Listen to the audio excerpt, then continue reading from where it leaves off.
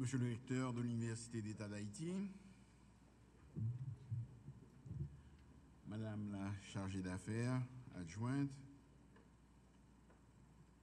Monsieur le représentant du recteur de l'Université du Sud de l'arrondissement des Cayes,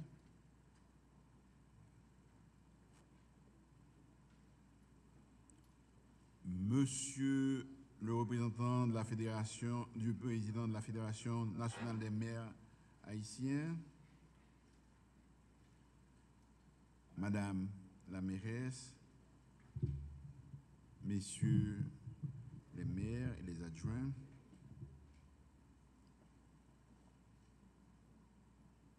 Monsieur le directeur des collectivités territoriales, Messieurs et Dames les membres du consortium du programme Pagode, Monsieur le coordonnateur du programme Pagode, Messieurs et Mesdames les partenaires techniques et financiers intervenant dans le domaine de la gouvernance locale,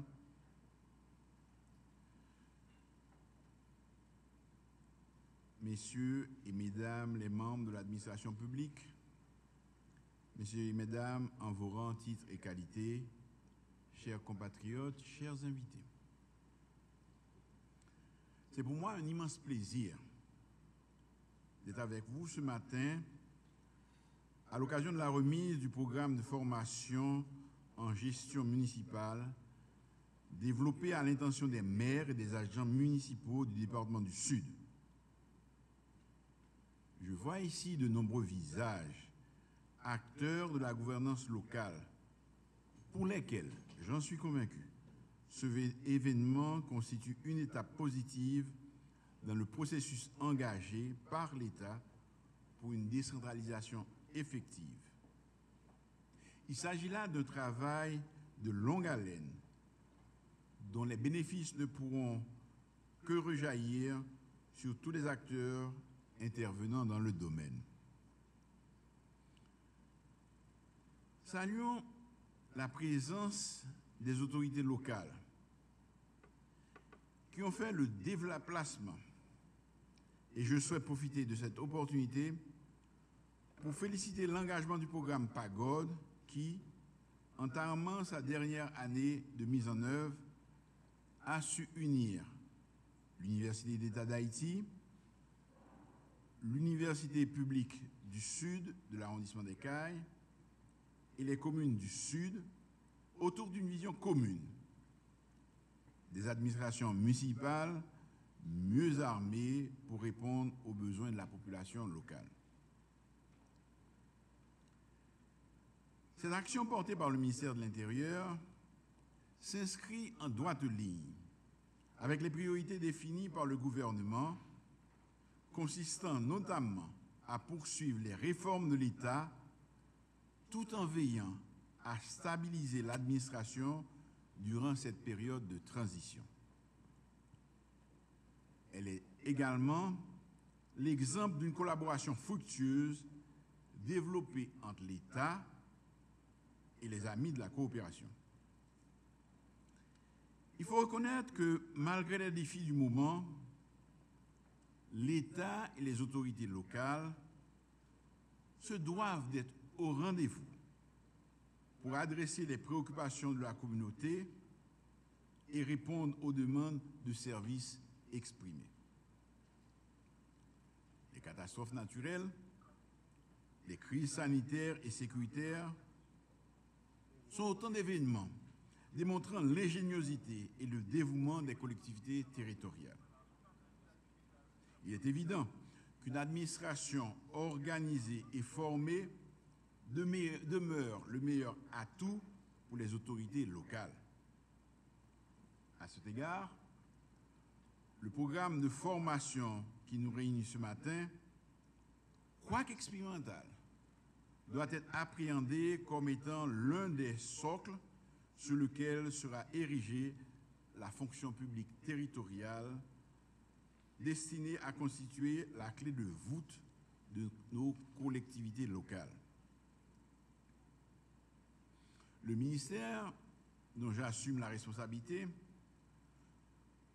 continue d'œuvrer pour doter le personnel territorial des garanties statutaires et salariales indispensables à son renforcement sur le long terme. Estimé à un peu moins de 19 000, les agents municipaux constituent les piliers d'une administration municipale à revitaliser et à former. D'ailleurs, l'objectif est bien d'étendre cette formation à l'ensemble des autorités locales et de leurs agents répartis sur le territoire national. Il faut dire que cette approche visant à systématiser la formation des agents doit être comprise dans un contexte plus large où les communes haïtiennes sont frappées par une migration importante de ces cadres et de ces ressources qualifiées.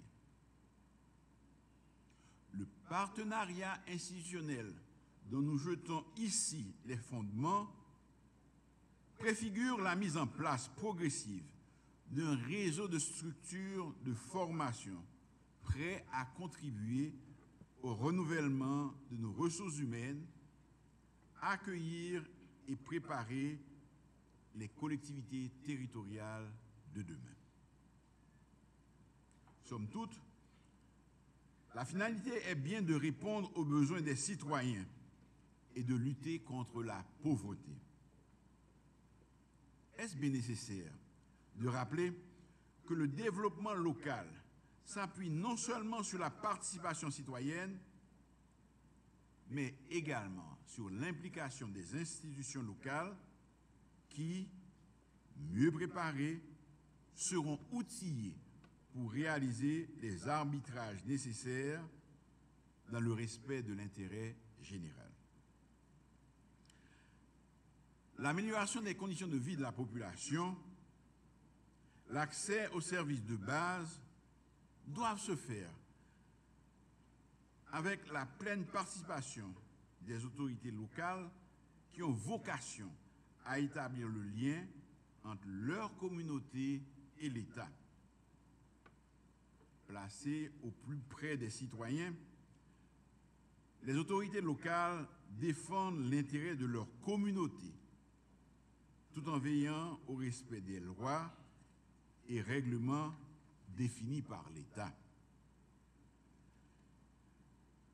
Les collectivités territoriales sont ainsi situées au centre du dispositif de l'organisation territoriale haïtienne, sous le regard vigilant du ministère de l'Intérieur. Chers amis, acteurs de la gouvernance locale, à ce stade, il me semble important d'insister sur l'intérêt et l'opportunité du partenariat pédagogique développé entre l'Université d'État d'Haïti et l'Université publique du Sud pour l'élaboration et la mise en œuvre de cette formation. L'université publique au sens large se doit de contribuer activement à la transmission des savoirs et savoir-faire nécessaires à la transformation de nos administrations. À cette occasion,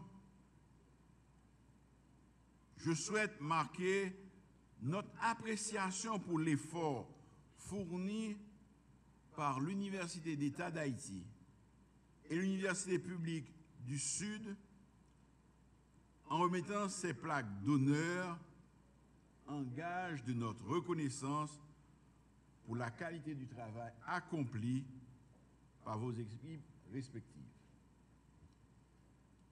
Alors, je demande...